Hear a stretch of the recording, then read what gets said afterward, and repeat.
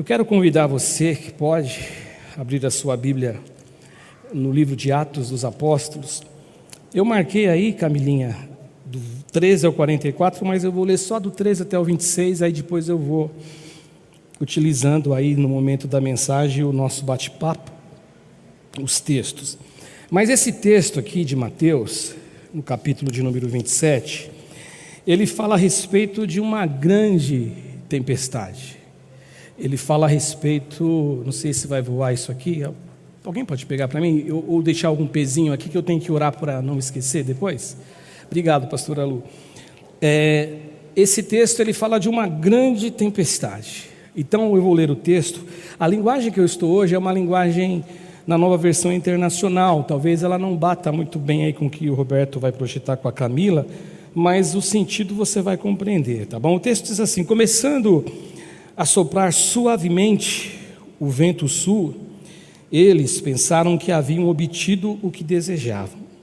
Por isso eles levantaram âncoras e foram navegando ao longo da costa da ilha de Creta.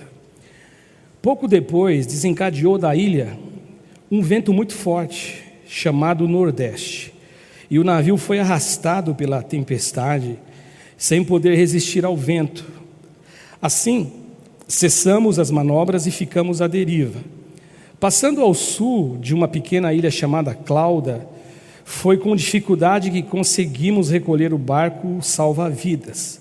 E levantando-o, lançaram mão de todos os meios para reforçar o navio com cordas. E temendo que ele encalhasse nos bancos de areia de Sirte, baixaram as velas e deixaram o navio à deriva. No dia seguinte, sendo violentamente castigados pela tempestade, começaram a lançar fora a carga. No terceiro dia, lançaram fora com as próprias mãos a armação do navio. Não aparecendo nem sol nem estrelas por muitos dias, e continuando a abater-se sobre nós grande tempestade, finalmente perdemos toda a esperança de salvamento. Visto que os homens tinham passado muito tempo sem comer, Paulo levantou-se diante deles e disse: os senhores deviam ter aceitado o meu conselho de não partir de Creta, pois assim teriam evitado este dano e prejuízo. Mas agora eu recomendo-lhes que tenham coragem, pois nenhum de vocês perderá a vida, apenas o navio será destruído, pois ontem à noite apareceu-me um anjo do Deus a quem eu pertenço e a quem eu adoro, e ele me disse, dizendo-me: Paulo, não tenha medo, é preciso que você compareça perante César.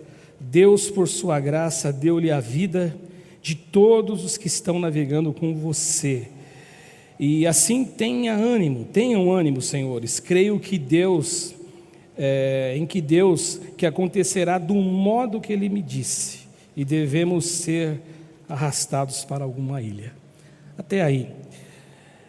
Hoje eu quero falar a respeito de tempestades. E na terça-feira, há 15 dias atrás, eu falei exatamente sobre tempestades. Eu falei a respeito do fato de que quando existem as tempestades, o que nós precisamos fazer? Hoje, o Espírito Santo de Deus, ele me incomodou a falar que as tempestades, embora elas sejam reais, Deus, ele está presente e Deus nos ouve na tempestade. E quando o Espírito Santo ele falou comigo sobre este tema, eu fiquei pensando algum texto que a gente poderia lembrar, falar, estudar, e eu lembrei desse texto de Atos aqui. Esse texto onde o apóstolo Paulo vivencia esse momento terrível de tempestade. E logicamente que a tempestade aqui ela é absolutamente literal, existia uma força gigantesca da natureza que eles tiveram que enfrentar. Não é uma tempestade na alma, não é uma tempestade no nosso dia a dia que nós enfrentamos, que tem muito a ver com aquilo que nós sentimos dentro de nós, por alguma razão, por algum motivo de coisas que não são tão boas de nós vivenciarmos. E quando eu penso nisto, eu fico pensando assim, algumas pessoas, e talvez a maioria do ser humano, a maioria dos seres humanos, eles não conseguem lidar com essa situação de dificuldades, situação de coisas ruins que acontecem, ou como nós aprendemos há muitos anos atrás, quando começamos a estudar o discipulado, numa das frases do texto que o pastor Ivo nos passou, tinha assim, coisas aparentemente ruins. Então, quando essas coisas começam a acontecer em nossa vida, quando a gente começa a sentir que o barco está balançando realmente, muitos, ou a maioria dos homens, eles perguntam assim: por que isso está acontecendo?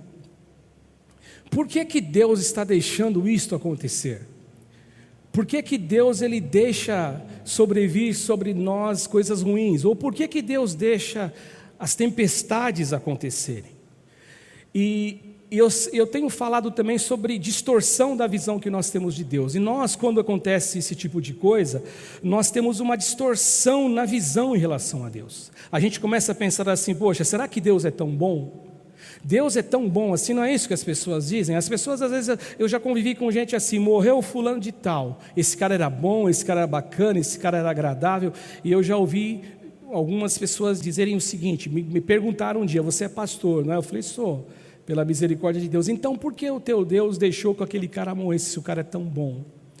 O fato é que eu não tenho resposta para tudo. As pessoas acham que porque nós somos pastores, nós somos um compêndio de respostas. Nós não temos respostas para tudo. O que eu tenho de resposta a dar é que eu creio em Deus, eu sei que Deus é bom. Eu sei que Deus é bom e nós cantamos aqui, e é muito fácil a gente cantar. É muito fácil nós teorizarmos, é difícil nós vivenciarmos o dia a dia.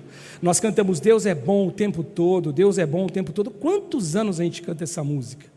Quantos anos a gente canta essa canção? Só que a canção, ela tem que ser algo vivo dentro de nós, ela tem que sair para o lado de fora, mas como uma verdade que habita o nosso ser no lado de dentro. Então nós temos muita dificuldade e temos distorções, e o homem começa a ter essa distorção em relação a Deus.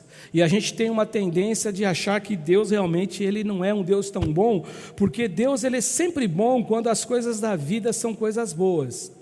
Quando o mar está calmo, quando a brisa do mar é uma brisa gostosa de sentir na pele, no rosto, quando o sol ele brilha na manhã, quando você olha o mar e está aquele mar com uma nuvem com uma onda muito suave, muito tranquila, porque nós temos grandes dificuldades. A verdade é que o ser humano tem muita dificuldade, e eu disse isso também recentemente aqui, de conciliar a presença de Deus, conciliar a bondade de Deus quando as coisas ruins acontecem.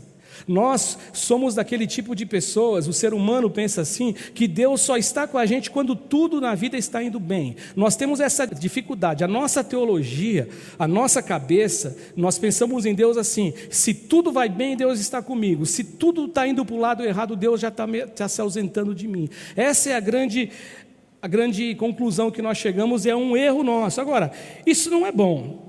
Isso não é bom, e eu marquei 3 coisas aqui, porque isso não é bom. Em primeiro lugar, eu entendo que isso não é bom, porque a gente começa a achar que nós somos mais corretos do que Deus.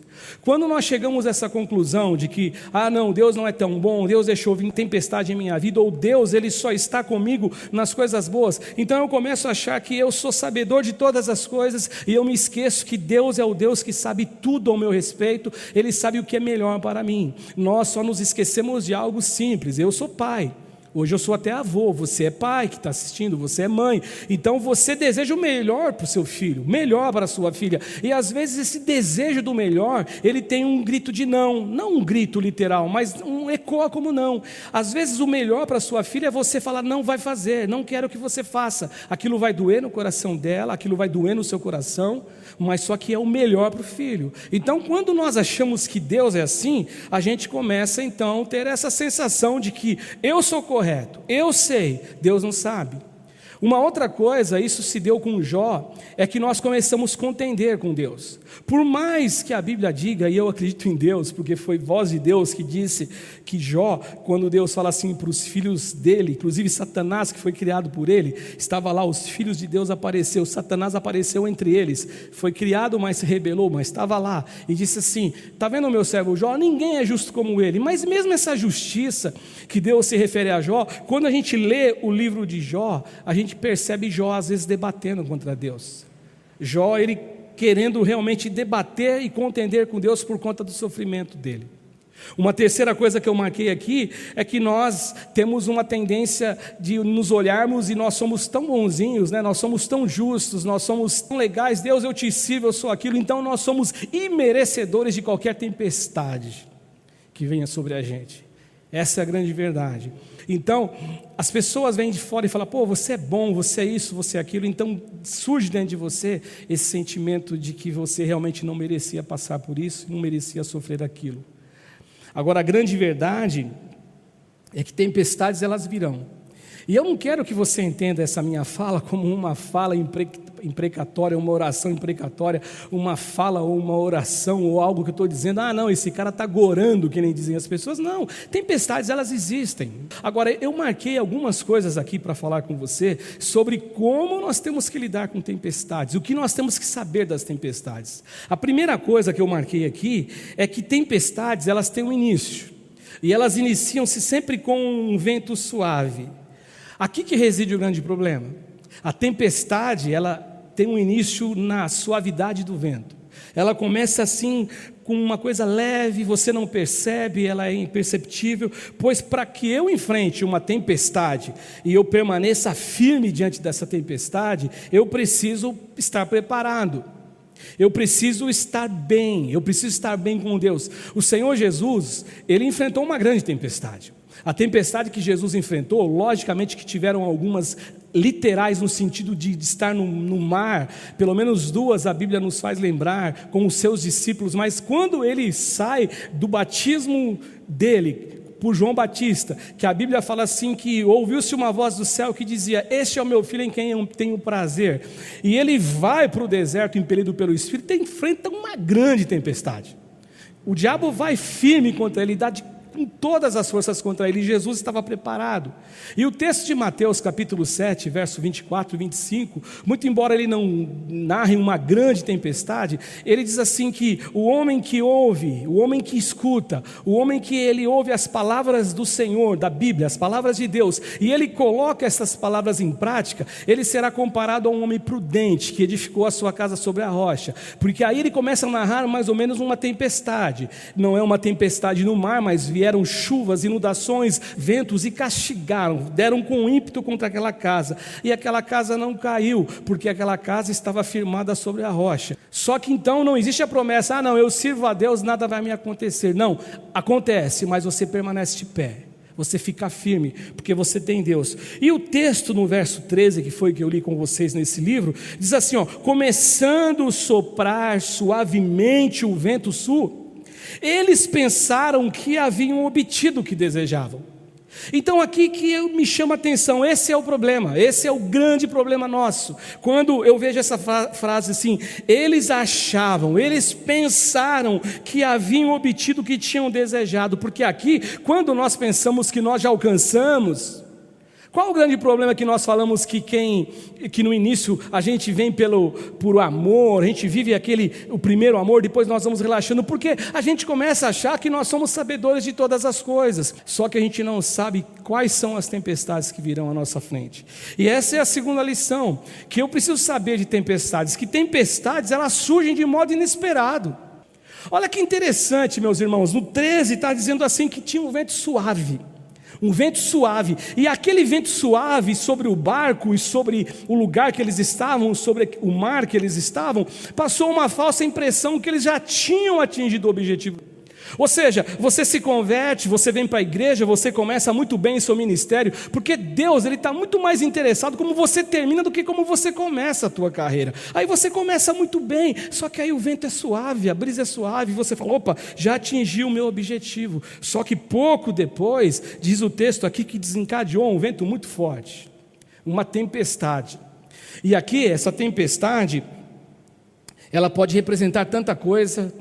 Essa tempestade ela pode representar um filho que se foi. A tempestade pode ser a perda de um emprego, pode ser a perda da segurança, a tempestade pode ser tanta coisa, mas o fato é que ela surge, e ela surge de modo inesperado. Uma terceira coisa que eu preciso saber a respeito de tempestades, é que tempestades elas são invencíveis para nós. O que você está dizendo, pastor? Para o ser humano ela é invencível. O verso 15, ele nos mostra essa fragilidade, e ele nos mostra a fragilidade humana do homem frente a essa força da natureza. É isso que ela nos mostra aqui. O versículo 15 do texto que eu li, fala assim que o navio foi arrastado pela tempestade. O navio foi arrastado pela tempestade, sem poder resistir com a força do vento. Um navio grande, ele não resistiu. E assim, ele diz assim o texto: cessamos as manobras e ficamos à deriva. É o que está dizendo o texto aqui: cessou a manobra e nós ficamos à deriva. A tempestade emocional é a mesma coisa. A tempestade na nossa cabeça, psicológica, ela tem a mesma força. Contra nós não conseguimos de modo algum vencê-las só por nós mesmos. Tem coisas que não dá para vencer por nós mesmos. O que seria de nós sem Deus? O que seria de você sem Jesus? O que seria de você sem esse cuidado de Jesus, que nos protege durante o dia, durante a noite? Que Deus, como diz o salmista, Ele nos dá o pão, nos dá o sustento enquanto nós dormimos. Que Deus é este? Que Deus é este? Como dizia o salmista no Salmo 21, né? Eleva os meus olhos para os montes, lá nos montes onde tinham tanta coisa, tanta gente adorando tantos deuses estranhos, mas eu elevo os meus olhos para os montes, de onde me virá o socorro? Nós temos que entender que nós somos totalmente dependentes de Deus. Mateus 7, 26 e 27, que Jesus ele conta aquela história da casa edificada sobre a rocha. Agora ele fala ao contrário, que todo aquele pois que ouve as minhas palavras e não as pratica, será comparado a um homem que edificou a casa sobre a areia. E o texto que se segue é o mesmo texto que se segue para aquele que edifica sobre a rocha. Vieram as chuvas, vieram os ventos, vieram tempestades e deram com ímpeto contra aquela casa. Só que essa casa caiu. Sabe por que ela caiu? Porque ela estava, na verdade, edificada sobre a areia. Eu não consigo sobreviver sem Deus. Você não consegue sobreviver sem Deus. Nós não conseguimos, nós não temos uma estrutura espiritual. Quando vem tempestade, a nossa alma ela não consegue aquietar-se, a nossa alma não consegue sossegar, a nossa alma não consegue ficar descansando em Deus, a nossa alma ela fica inquieta, a nossa alma ela começa a olhar para a força do vento, porque as tempestades elas são extremamente poderosas contra a nossa vida. Talvez você diga assim: ah, pastor, mas isso aí tudo eu já sei. Tá bom, eu também aprendi tanta coisa, mas na prática é diferente.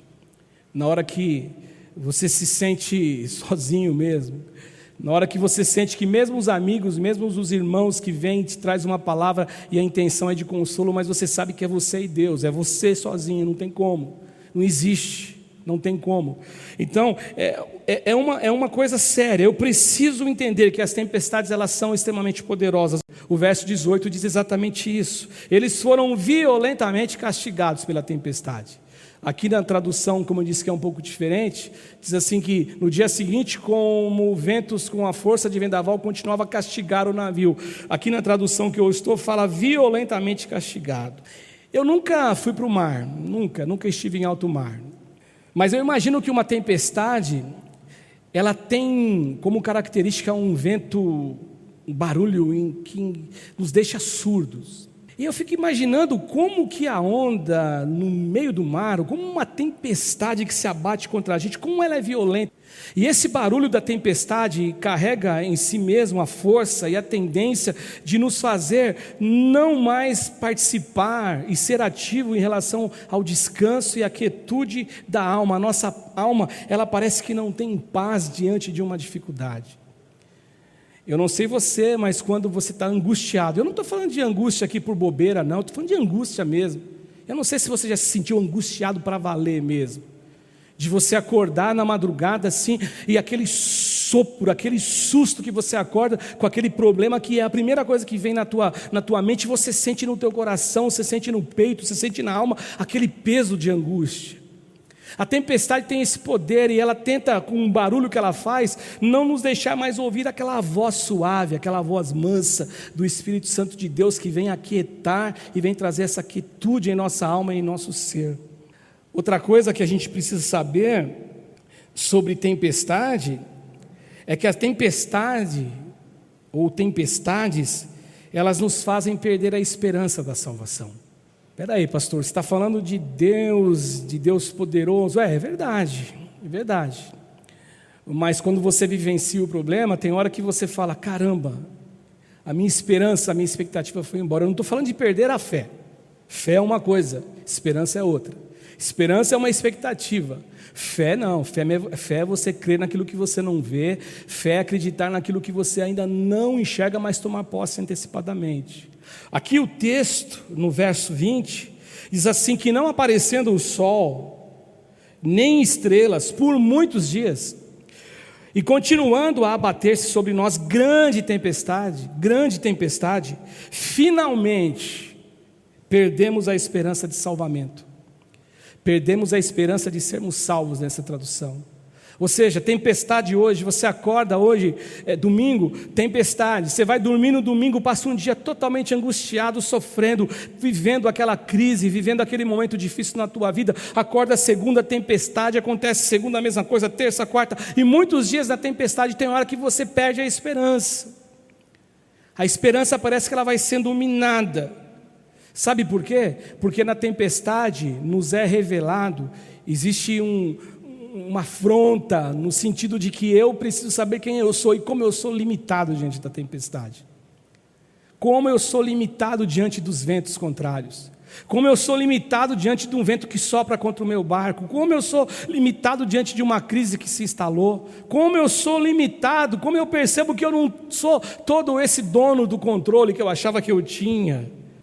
Diz o texto, muito tempo sem sol, muito tempo sem estrelas. E se eu terminasse a mensagem aqui, eu acho que a gente ia ficar cabisbaixo, a gente ia ficar angustiado, viu, pastor Alu? Só coisa ruim você está trazendo, pastor? Só coisa ruim. Mas eu tenho notícias boas para te dar, em nome de Jesus. Eu preciso saber em primeiro lugar agora. Agora eu vou te mostrar o lado e a vantagem da gente estar confiando em Deus. Em primeiro lugar, eu preciso saber também que é fundamental eu saber que Deus, Ele pode nos livrar da tempestade. Deus tem poder de me livrar da tempestade. Deus tem poder de livrar você da tempestade. No verso 21 aqui, Paulo confronta o fato deles não terem ouvido a Paulo, quando Paulo disse assim, não vamos partir de Creta, da ilha, vamos ficar por aqui, pois evitariam todo esse dano. Paulo falou com eles, não façam isso. Não é para fazer isso. No verso 22, diz que Paulo diz que o navio seria destruído, mas nenhuma vida seria ceifada pela tempestade. Paulo então está começando a demonstrar para eles que existe segurança. Paulo é servo de Deus, Paulo é homem de Deus, Paulo é um apóstolo, Paulo é um separado, Paulo é um ex-perseguidor, Paulo é aquele que convive com Deus, Paulo é um homem de oração, Paulo é um homem que tem conhecimento de Deus, Paulo é alguém que tem intimidade com Deus. E no verso 23 ele explica o porquê. E aí que eu digo para você, muito embora eu tenha apresentado aqui 5 lições mostrando o valor, o peso, a potência da mão de uma tempestade, eu quero dizer para você que a tempestade diante de Deus, ela se aquieta. A tempestade diante de Jesus, ela fica quietinha. A natureza, ela se cala diante de Deus, porque Deus é mais poderoso que qualquer tempestade. E se Deus ordenou os ventos sobre os ventos naquela passagem do barco, se Deus ordenou o vento se aquietem e os ventos se aquietaram, no nosso particular, na nossa tempestade, o meu Deus, o teu Deus, Ele pode também fazer a mesma coisa. E o verso 23 fala assim, Paulo fala para eles porque eles não iriam morrer, pois ontem à noite, apareceu-me um anjo do Deus a quem eu pertenço. E eu gosto muito disso na voz de Paulo, eu gosto muito de que Paulo fala, olha que coisa linda. Eu sempre digo, tem pessoas que nos olham e nos enxergam como gente arrogante, porque eles não conseguem entender que eu e você, nós somos feitos para adorar a Deus, que eu e você, nós somos feitos para ter relacionamentos com Deus. Mas eu gosto disso que Paulo fala, pois ontem à noite, um anjo do Deus a quem eu pertenço a Deus, Paulo está dizendo, a quem eu adoro, dizendo-me, Paulo, não tenha medo. E aí também é uma outra coisa interessante, se Paulo está dizendo aqui, que o anjo disse para ele, Paulo, não tenha medo, ele estava com medo. Por que você acha que a gente não tem que ter medo? Nós temos medo sim, às vezes nós tememos as coisas. É o medo, é o nosso lado humano que grita. Mas ele fala assim: Paulo, não tenha medo, porque é preciso que você compareça perante César. Deus, por sua graça, deu-lhe vida a todos os que estão navegando com você. Em segundo lugar, se Deus, em primeiro lugar, Ele tem poder de nos livrar das tempestades, tempestades também não têm poder de nos fazer deixar de crer em Deus. Porque tem gente que só serve a Deus quando está tudo bem. Só que existe uma grande diferença. Aquilo que está segurando uma casa. O verso 25 diz assim, quando Paulo fala no 23 e no 24 que o anjo do Deus a quem ele servia apareceu, ele diz assim, eu creio em Deus. Eu creio em Deus, que acontecerá do modo que me foi dito. Em outras palavras, eu não quero saber vocês. Se vocês creem, se vocês não creem, se vocês acham que vai dar certo, se não vai dar certo. Eu creio em Deus. Se Deus falou, está falado. Se Deus prometeu, está prometido. Se Deus fez alguma promessa para você, meu irmão, minha irmã, está prometido. Se Deus falou que vai acontecer, vai acontecer. Agora você precisa estar preparado. Por isso que eu me lembro que, de novo do texto de Mateus, que isso só pode ganhar verdade dentro de você, isso só pode ganhar verdade dentro de mim, quando realmente eu sou aquele que ouço a palavra, escuto o que é dito e eu pratico o que eu escuto. O homem que ouve as minhas palavras e as põe em prática, será comparado, será igualado a um homem que edificou a sua casa sobre a rocha, e desceram os ventos, desceram as chuvas, os ventos bateram forte com ímpeto contra aquela casa não caiu. Por que não caiu? Porque ela estava firmada sobre a rocha. As casas são iguais, a casa sobre a areia e a casa sobre a rocha, elas são iguais. E em terceiro lugar, tempestades não podem roubar, elas não têm capacidade de nos roubar a intimidade com Deus. Eu fico pensando assim, tempestades. No começo do sermão você vai lembrar que eu disse que tem pessoas que perguntam assim, é comum um homem perguntar, por que é que Deus deixa vir tempestade sobre nós? Por quê? Eu entendo que existe aí um desejo de Deus provar e de nos ensinar. Quando eu preguei na terça-feira sobre tempestade, eu segui essa linha de raciocínio. Deus estava ensinando os discípulos. A tempestade, na verdade, ela nos prova. Mas, deixa eu te falar uma coisa, nem todos que são provados são aprovados. Nem todos que passam pela prova, eles são aprovados. Agora, o verso de número 34, Paulo dá um conselho aos homens. Fala assim, se alimentem, se reforcem aí novamente, porque vocês vão viver. E olha o que Paulo diz, olha como que Paulo ele tem uma intimidade com Deus, e ele tem uma segurança em Deus, ele tem uma certeza em Deus, ele tem uma convicção em Deus, que Paulo fala assim, nenhum de vocês perderá um fio de cabelo sequer. Está vendo toda essa tempestade aí? Vocês estão sentindo? Eu confesso que eu fiquei com medo também, mas deixa eu dizer uma coisa para vocês, não tenham medo, porque o anjo do Deus a quem eu sirvo, a quem eu pertenço, a quem eu adoro, a quem eu presto homenagem, honra, que merece todo louvor, ele disse assim, nenhum de vocês vai perecer. Então eu estou dizendo para vocês, nenhum fio da cabeça de vocês, do cabelo de vocês vão perder. E aí diz o verso 35, e aqui que eu vejo a intimidade de Paulo, diz assim que ele tomou o pão e deu graças diante de todos. Então ele partiu e começou a comer. Paulo, no momento da tempestade, ele lembra de orar a Deus. Paulo, ele lembra de recorrer a Deus. E no verso de número 36, o verso 36 diz assim que, deixa eu achar aqui, então partiu e começou a comer. E o 36 fala, e todos se reanimaram e também comeram algo. O servo de Deus, na hora que ele passa por uma dificuldade, ou quando ele passa por uma dificuldade, e essa dificuldade ela pode ser até uma dificuldade coletiva, uma tempestade, ele consegue sim, com toda certeza, ele consegue animar o seu irmão. E por último, a tempestade, ela não tem poder de nos matar. Tem gente que acha que a tempestade vai destruí-lo, a tempestade vai matá-lo, mas a tempestade, ela não tem poder de nos matar. É exatamente isso que diz o texto no verso 42 ao 44. Olha que coisa absurda que estava acontecendo aqui.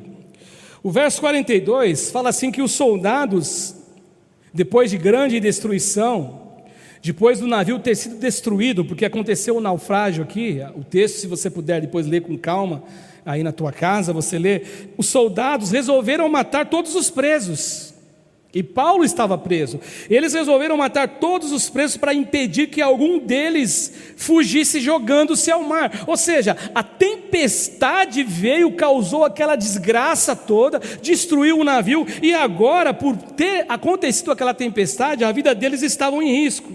Mas o centurião, que diz o texto no início do capítulo 27, que era um cara bom, era um cara bacana, diz o texto que ele impediu de executar o plano dos caras, dos soldados. Então ordenou aos que sabiam nadar que se lançassem primeiro ao mar, quem sabia nadar em direção à terra, e os outros que não sabiam nadar, que seria no caso o Cássio aqui, teria que se jogar numa tábua ou um pedaço do navio e ia ter que ficar remando até chegar lá na praia.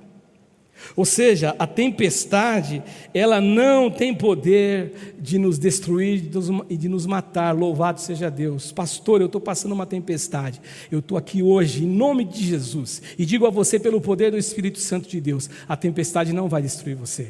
A tempestade não tem poder de matar você, porque você serve um Deus que é poderoso, um Deus que pode todas as coisas. E para concluir, a verdade é que eu e você, quando a gente enfrenta uma situação desse modo aqui, o que a gente precisa, o que a gente gostaria que acontecesse, é que na hora que a gente começa a iniciar esse processo, que o sol já aparecesse, que, como eu disse no texto, por muitos dias não tinha estrela, não tinha céu claro, não era só tempestade. A gente gostaria que tudo e toda essa escuridão sumisse. Mas eu estou dizendo para você também, Deus ele te ouve em qualquer momento da sua tempestade. A verdade é que os ventos contrários sempre existirão na tua vida. Agora, os ventos contrários sempre existirão. Olha, o penúltimo verso eu quero ler. Diz assim que no verso 7 de Atos 27, navegamos vagarosamente por muitos dias e tivemos muita dificuldade para chegar em Sinido, não sendo possível prosseguir devido aos ventos contrários. Às vezes você tem aquela sensação de quanto mais você ora, mais você reza, como diz o ditado, mais assombração aparece. É assim que funciona a vida, gente.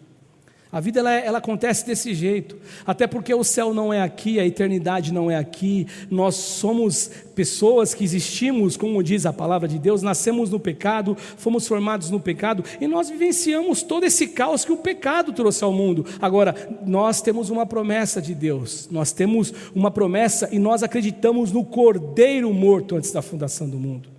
Antes de haver a criação, Deus ele já era o Cordeiro morto, para salvar a mim e para salvar você. E o último versículo, que eu comecei falando um pouquinho dele, que eu me lembrei desse versículo, é o versículo de Jó, que diz assim, que então o Senhor respondeu Jó do meio da tempestade.